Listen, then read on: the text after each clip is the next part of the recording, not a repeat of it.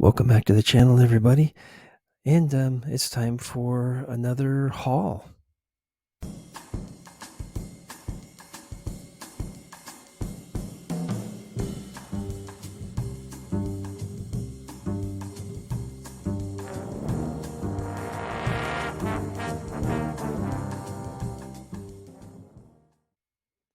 Okay, so while I was out about thrifting, I was able to find some fun items, mostly James Bond. But I'll get one out of the way right away that I found was this one right here, Data from the Goonies. So one of these little guys right here, and Data. I mean, it's not James Bond related, but hey, I love the Goonies, so couldn't help myself. It was only just a few dollars. Found it sitting there in the toys. Now, speaking of some toys, I did happen to find a couple of items, and uh, I'm still working on my briefcase. So my From Russia with Love briefcase, attaché case, with all the secret stuff in it. I'm still working on that. That's going to be a project. That'll probably take me like through the year to get that complete. But I was like, well, I'm going to need things to put in it. And one of the things I was thinking was, well, he's going to have a gun in his briefcase. So I found like this toy gun right here. It's a cap gun. It's got I'll probably dummy down the sound a little bit, but that's kind of loud. So yeah, and I was like, wow, that looks a lot like Bond's gun that they made him trade in um, for the Walter PPK. Now, I used to have back in like '89, I actually got it was like a Walter PPK cap gun. It was that came out when License to Kill came out, and I had that. Boy, I kick myself for not having it. So I found this. Figured, well, that'll be good. That'll be in the briefcase. And then I happened to find one the other day while I was thrifting, and I was like, wow, that's a pretty hefty looking toy gun. And the more I looked at it, I was like, that's not exactly a toy gun. So it cocks back, and see if I could do the release here for you. So the clip. So there's a clip that comes out, and yeah, this is actually an airsoft pistol, and so I was like, wow, that's kind of cool. I may want to just find the pellets that work for this someday. So I thought I would. So I grabbed that. Thinking, well, the other one looks more like Bond's original gun that he had to trade in, but that one was kind of cool. Sitting up in the toys where the kids could get it, I guess. Okay, now you may have gotten a couple of glimpses of something behind me. I've had, like I told you, I work at a theater as well, so I had this poster here. It was the Empire Strikes Back 40th anniversary poster. I went and saw it, and I wanted other movie posters in my office as well. So I found this Indiana Jones movie poster while I was thrifting at Goodwill. I found it for, I think it was like $10, and that's usually more than I spend on just about anything at Goodwill. But I was like, it's already framed. It was in great shape. It basically looked brand new. So I was like, you know what? I'm going to get that and start working on hanging up some more posters. So then while I was doing that, I also found this poster. It's for my daughter. She loves Spider-Man Into the Spider-Verse. Those two animated Spider-Man movies. She absolutely adores them. She loves them so much. She's watched them so many times. So I saw this poster for $5. I was like, well, I got to get that. And then Dune at the theater. I was able to get one of the Dune Part 2 posters from the theater. I found a nice frame, painted it, set it all up, and mounted the poster in that frame for my son, who has become a huge Dune fan thanks to these two movies. He's even started reading the books. I found the books, the Dune books, while I was thrifting, and he's started them already. Okay, so those are some of the items I found while thrifting. Now here's more. This is going to be a little bit of a bit of a video. Now I I've been thinking. Okay, so I want to finish off posters in here. So I've got my Empire Strikes Back. I got Raiders of the Lost Ark. One of the posters I want to get is actually a poster that has all of the Star Trek movie posters on it. And I want to get that one because I love Star Trek as well. And I've only got so much room on my walls. This one room. So I can't get like every movie poster I would ever want. There's too many of them. If I can get some movie posters that have all of them on there, like the Star Trek ones, that's my best option, and I know I'll enjoy that. So then it comes down to which Bond movie poster would I get? Boy, if you could only get one, because here's the thing, with limited space, I could only get one really for this room. But which one would it be? Would it be Goldfinger? Would it be Thunderball? Because that's got a pretty good poster. Moonraker. I was leaning more towards Moonraker because that's a very fun movie poster. And but I was having a hard time deciding which one would I try to track down and get. And so while I was out thrifting, I'm looking around and looking through some of the toys for some props and stuff. And I look up and I see this up in the puzzles. Oops, excuse me. So I see this up in the puzzles. This is a 1,000-piece puzzle, 007, and it has every movie poster for the movies, right up to No Time to Die. And I was like, oh my goodness. And it even has some more obscure ones, like this A View to a Kill one. That was not one of the main posters. This one right here for Live and Let Die, that's pretty interesting. And they're in different languages as well. So there's my Casino Royale right there. The Living Daylights. Octopussy's down here. License to Kill. GoldenEye. Thunderball's right here. So Diamonds Are Forever. You Only Live Twice. Here's Goldfinger.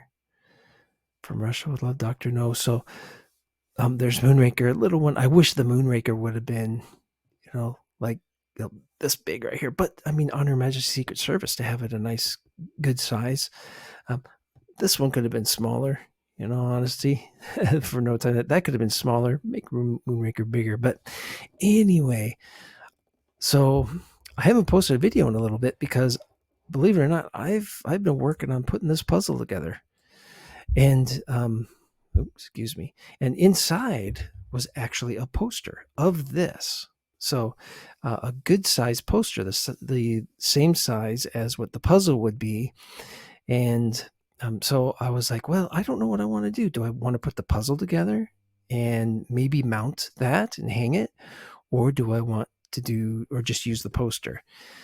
Well, so here's what I did. And I took a little bit of video I'll share with you as well. But so yeah, I went ahead and that's the puzzle. So from a distance, it actually looks pretty good. Up close, the puzzle pattern on it is a little distracting, but there's, yeah. So I put the puzzle together and I mounted it. I found a frame and mounted it there from Goodwill. And I think it looks great. I love it. So I was like, wow, I didn't have to choose which Bond poster I wanted to use. I actually have all of them. So I was pretty happy with that. That was a nice find. And yeah, that was, let's see. This is, I think I actually left the price tag on this one for once.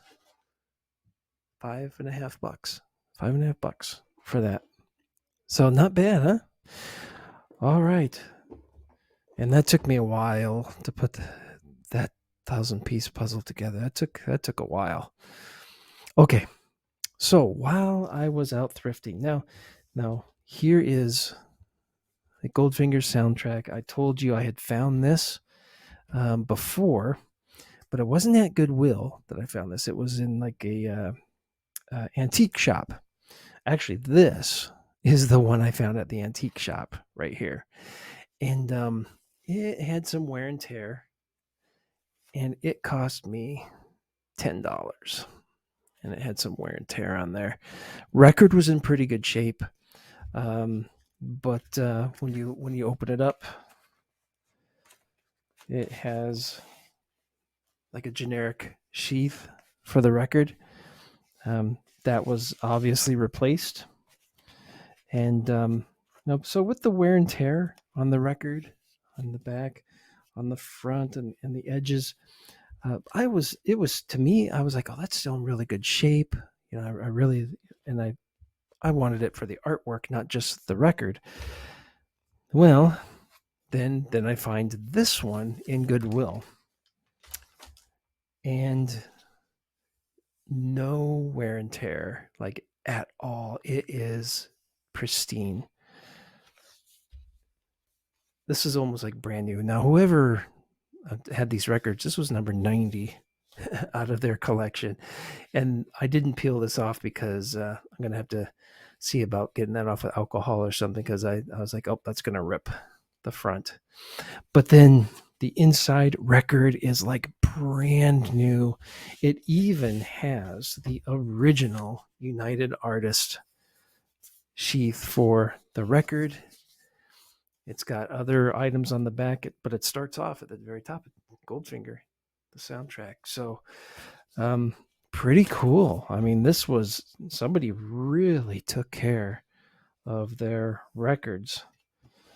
The only thing I could have hoped for is that they would have had more than just this record in their collection of Bond soundtracks. I would have just been amazed if I could have picked up like multiple soundtracks for just a couple dollars each. So I'm like, well, what do I do? What do I do with the second Goldfinger album? And I was thinking, well, you know what I might do? I might do a giveaway. I don't know. I've never done anything like that. I don't know how to do it. And I was just like, well, what do I do a giveaway for? So I was thinking, should I do it for something big? Like, I mean, there's a ways to go, but I was thinking of saying, hey, to my 1,000th subscriber, this is yours, free shipping, everything. I will send you this record to my 1,000th subscriber. So I don't know. Is that thinking way too far in the future? Probably. But I've been a little down about that, actually. That just haven't. I thought my channel was going to grow a little bit more. I know we do this for us. It's like an outlet for ourselves, and I still enjoy doing this. But you kind of watch other channels that have 5 videos and then like already 5,000 subscribers, and you're just kind of like, oh man, I've been doing this for a year and I can't get uh, noticed. Anyway, my son, while he was out thrifting, he found something for me. He says, hey Dad, do you have this? Do you want it? I was like, absolutely. This was a pretty cool find. The complete James Bond movie encyclopedia, Stephen J. Rubin, for $2.29. So pretty cool find here. And it's an old one, of course. It's not completely up to date. Where did it stop? Never Say Never. I think that's probably where this one stopped as far as the encyclopedia goes. But I was still pretty stoked. No, that can't be. No, it's because it's up to Timothy Dalton. I'm sorry. So it's at least got, what is that, License to Kill? Yeah, I think it goes up to License to Kill. So there's a handsome devil. All right, so that was a pretty cool find. That'll be something fun to look through. All right, so that's the end of this haul video. Those were the bond type items I found, plus a couple extra kind of things with data. But I hope you enjoyed this video. Hey, my 1,000th subscriber. Hopefully, if you're somebody that that posts, who you are when you subscribe. Anyway, um, I'd say, hey, email me, and this record, it's yours, free shipping. I will send it to you. Anyway, I appreciate you watching, and that's it for this video. I do have some other stuff coming up. I got another book review coming up because I was able to read another book, and trying to put some stuff together for. I've got another role play coming up, a whole new mission. So I have in mind what the mission is going to be, how I'm going to kind of put things together. But I kind of need some props. There's a few props I'm really looking for that I need to find before I start taping. Only problem is they're very hard to find, so it may take me a little bit. So hopefully once I find them, I can start taking off with that. Anyway, again, thank you very much. I hope you enjoyed this, and we'll see you in the next video. All right, take care. Bye.